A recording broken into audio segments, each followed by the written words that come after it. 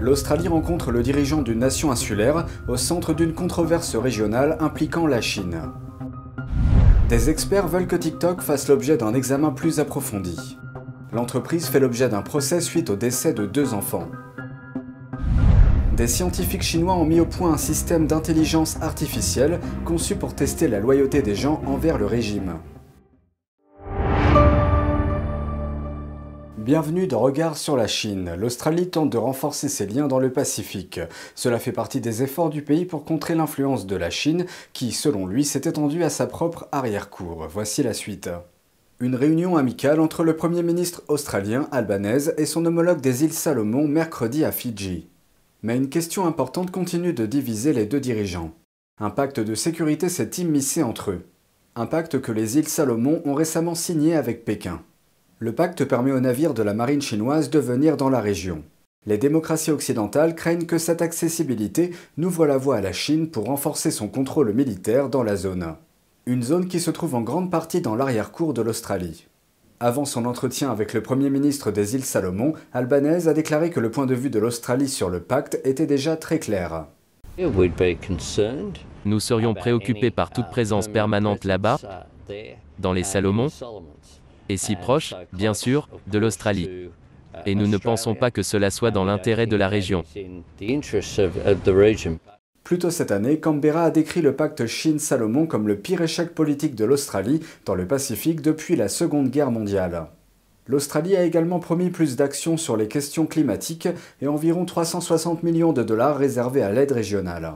Cependant, la Chine n'est pas la seule nation à avoir conclu un pacte de sécurité avec les îles Salomon. L'Australie en a également un.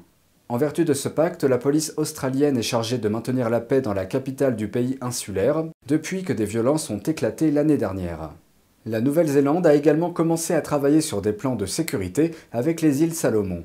Ces dernières années, les îles Salomon et un autre pays de la région, Kiribati, ont rompu leurs liens diplomatiques avec Taïwan, faisant ainsi allégeance à Pékin. Kiribati s'est également retiré du Forum des îles du Pacifique la semaine dernière. Cette décision est considérée comme le reflet de l'approfondissement de ses liens avec la Chine. Une tragédie frappe les réseaux sociaux et l'application populaire de partage de vidéos TikTok en subit les conséquences. En plus des allégations selon lesquelles la société aurait divulgué des données d'utilisateurs américains à la Chine, TikTok doit maintenant faire face à un procès concernant la mort de 2 enfants. Le Blackout Challenge a récemment gagné en popularité sur TikTok. Les utilisateurs sont encouragés à s'étouffer jusqu'à ce qu'ils perdent connaissance, tout en filmant leur acte dans l'espoir d'obtenir des vues et des likes. En tant que parents, nous demandons « Où as-tu trouvé ça? Pourquoi est-ce que tu fais ça ?» 2 jeunes filles âgées de 8 et 9 ans sont mortes l'année dernière après avoir tenté le Blackout Challenge. Maintenant, les parents poursuivent la société, affirmant que l'algorithme de TikTok met en avant du contenu nocif pour les enfants et conduisant à la mort. Omar Ochoa est un avocat de premier plan qui a représenté certaines des plus grandes entreprises à travers le monde. Je pense qu'il y a un mouvement dans ce pays pour essayer de responsabiliser les entreprises de réseaux sociaux, à la fois en matière de confidentialité, de protection de la vie privée, et pour s'assurer qu'elles génèrent un contenu qui n'est pas nuisible. L'action en justice avance que TikTok savait que ces vidéos créaient une dépendance, mais n'a pas mis en garde les enfants et les parents à ce sujet. Le docteur Christopher Cortman est psychologue depuis plus de 36 ans.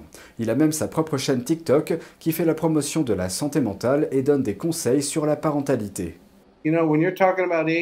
Quand on parle des 8 et 9 ans, c'est à moi, en tant que papa, c'est à la maman de s'assurer de savoir ce qui se passe dans le cerveau de son enfant, dans ses yeux, dans ses oreilles.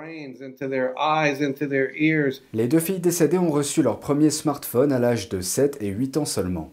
Le docteur Cortman dit que c'est une mauvaise idée. Nous ne devons pas simplement leur donner leur téléphone ou leurs gadgets électroniques.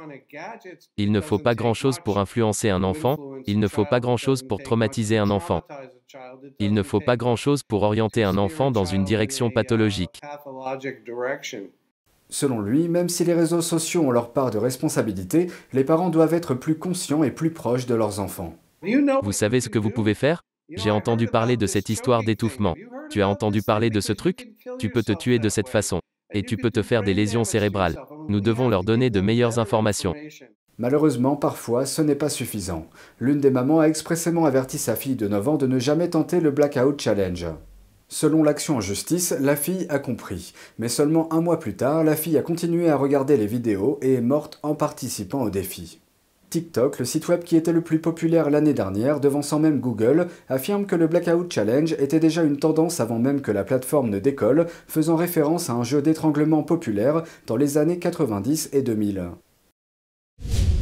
Avec TikTok sous le feu des projecteurs à cause de ce procès et compte tenu d'autres préoccupations concernant la sécurité des données, des experts appellent à prendre des mesures contre cette application avant qu'il ne soit trop tard. Voici la suite. Un responsable de la Commission fédérale des communications s'est récemment entretenu avec China Insider de NTD pour évoquer les problèmes de sécurité des données de TikTok. Selon lui, la multitude de vidéos amusantes et partageables de TikTok dissimule des dangers comme un loup déguisé en mouton. En arrière-plan, il récupère des données biométriques, y compris des empreintes faciales et vocales, des modèles et des rythmes de frappe, des historiques de recherche et de navigation, des informations de localisation. TikTok a dit de ne pas s'inquiéter, que les données des utilisateurs américains sont stockées aux États-Unis. Mais il s'avère qu'une grande partie de ces données sont allées en Chine. Le flux de données est donc préoccupant. Il prévient également qu'à travers chaque utilisateur, Pékin amasse de grandes réserves de données, et que les détails pourraient être utilisés à des fins d'espionnage et de chantage. Je pense que la Commission fédérale du commerce devrait reprendre cet appel bipartisan pour une enquête rapide. Nous ne pouvons pas nous permettre un processus d'1 an. Je pense que le département du Trésor doit agir le plus vite possible. Et je serais encouragé et heureux que le Congrès intervienne. Je pense que nous devons aller sur tous les fronts là-bas. Et quiconque peut arriver au but le plus rapidement possible à ce stade, nous avons besoin de vous parce qu'il est clair qu'une fuite de données sensibles se dirige vers la Chine. Plus tôt en juillet, les dirigeants bipartisans de la Commission du renseignement du Sénat américain ont poussé à une enquête sur TikTok et sa société mère chinoise ByteDance. Ceci en raison de fausses déclarations répétées sur sa gestion des données américaines.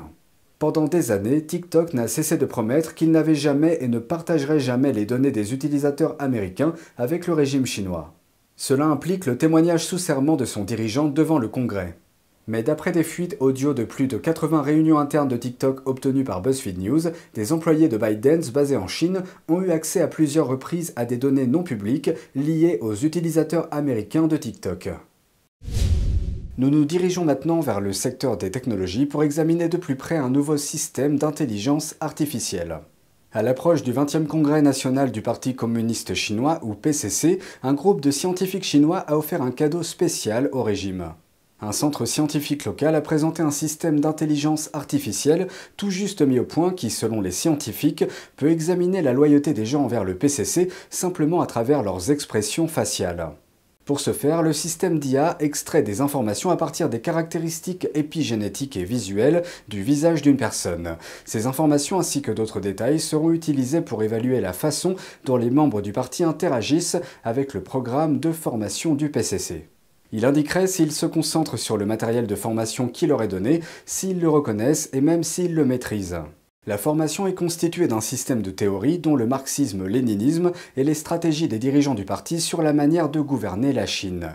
La nouvelle de ce système d'IA a suscité une réaction immédiate sur Internet. Certains commentaires mettent en doute la précision de la technologie, tandis que d'autres suggèrent que le chef du PCC, Xi Jinping, devrait être testé en premier. C'est tout pour aujourd'hui, merci d'avoir suivi Regard sur la Chine. On se retrouve lundi pour une nouvelle émission, prenez soin de vous et à bientôt.